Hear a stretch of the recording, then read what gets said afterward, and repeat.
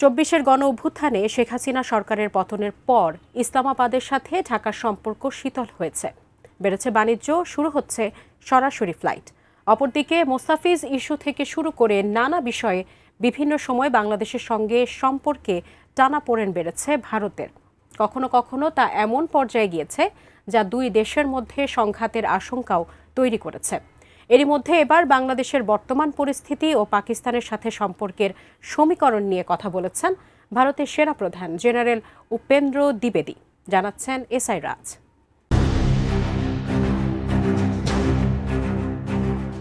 IPL ঘিরে cricketer Mustafizur Rahman ইস্যুতে বিশ্বজুড়ে আলোড়ন তৈরি হয়েছে।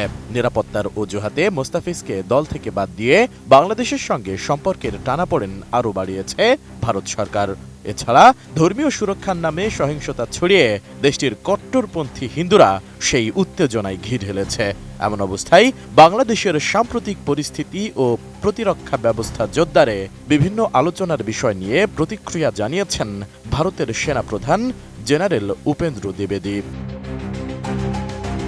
ভারতের সেনাপ্রধান জেনারেল উপেন্দ্র দ্বিবেদী বলেছেন, যে কোনো ধরনের ভুল বোঝাবুঝি এড়াতে বাংলাদেশ ও ভারতের সামরিক বাহিনীর মধ্যে একাধিক যোগাযোগের চ্যানেল খোলা রয়েছে।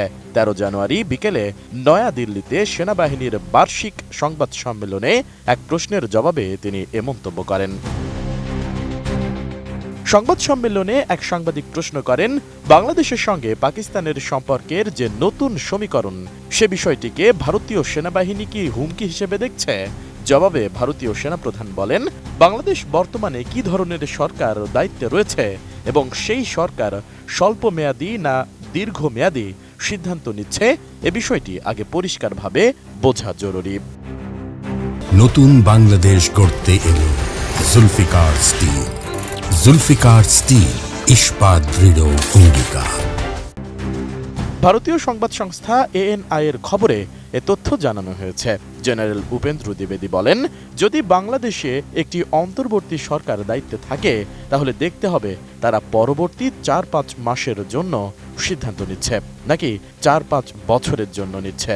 সেই প্রেক্ষাপটেই ভারতের প্রতিক্রিয়া প্রয়োজন কিনা তা মূল্যায়ন করা হবে। তিনি স্পষ্ট করে বলেন, পরিস্থিতি বুঝে বিচার বিশ্লেষণ করাই এই মুহূর্তে ভারতের মূল লক্ষ্য। জেনারেল উপেন্দ্র দ্বিবেদী আরও জানান, বর্তমানে ভারতের স্থল, নৌ ও বিমান এই 3 বাহিনীর সঙ্গেই বাংলাদেশের যোগাযোগ চ্যানেল পুরোপুরি খোলা রয়েছে। বিশেষ করে ভারতীয় সেনাবাহিনীর পক্ষ থেকে একাধিক যোগাযোগ মাধ্যম সক্রিয় আছে এবং তিনি নিজে নিয়মিতভাবে বাংলাদেশের সেনাপ্রধানের সঙ্গে যোগাযোগ রাখছেন।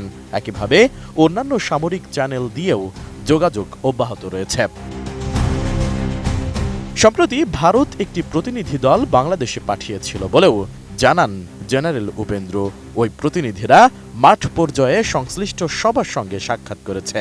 পাশাপাশি ভারতের নৌবাহিনী প্রধান ও বিমান বাহিনী প্রধানও তাদের সমকক্ষদের সঙ্গে কথা বলেছেন।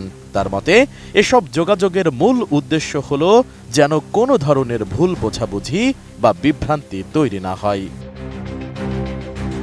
ভারতীয় সেনাপ্রধান বলেন, সক্ষমতা বৃদ্ধি বা সামরিক প্রস্তুতির বিষয়টি সব দেশের জন্যই একটি চলমান প্রক্রিয়া।